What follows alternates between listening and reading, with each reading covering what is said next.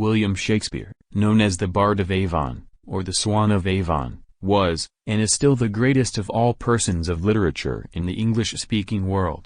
He was a playwright whose plays and other works continued to be performed even today. His works have even been translated into many other languages. He wrote around 37 plays, and 154 sonnets. Many of his phrases have become part of English idioms including break the ice, brave new world, and wild goose chase. In this video, we will not discuss his plays, but one of his sonnets. Sonnet 18 is probably Shakespeare's most popular sonnet. To recite Sonnet 18 for us, we have Professor Andrew Peña from the Philippine Normal University. Shall I compare thee to a summer's day? Thou art more lovely, and more temperate.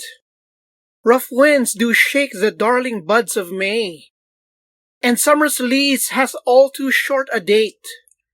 Sometime too hot the eye of heaven shines, and often is his gold complexion dimmed, and every fair from fair sometime declines, by chance or nature's changing course untrimmed. But thy eternal summer shall not fade, nor lose possession of that fair thou owest, nor shall death brag thou wanderest in his shade. When in eternal lines to time thou growest, so long as men can breathe or eyes can see, so long live this, and this gives life to thee. The first two lines summarize the message of the poem, that the addressee is so much better than summer. The person to whom this poem is addressed is so much better than summer. In such places as the United Kingdom, where Shakespeare lived, summer is a relatively rare time of sun and warmth. That is why it is not uncommon for people there to leave whatever they are doing, and immediately go to the park when the sun shines, because that sunshine may soon be gone, and one should enjoy it while it lasts. Lines 3 to 8 describe the limitations of the beauty of summer. Although summer is very beautiful, its beauty may not always be so evident. For example, line 3 tells us that strong winds during summer may actually cause flowers to fall into the ground, putting an end to their beauty as they will soon wilt on the ground. Line 4 reminds us that summer can be short. The time to enjoy summer is very limited. Line 5 tells us that in some cases, the eye of heaven, that is, the sun, can be too bright, and produce too much heat during the day.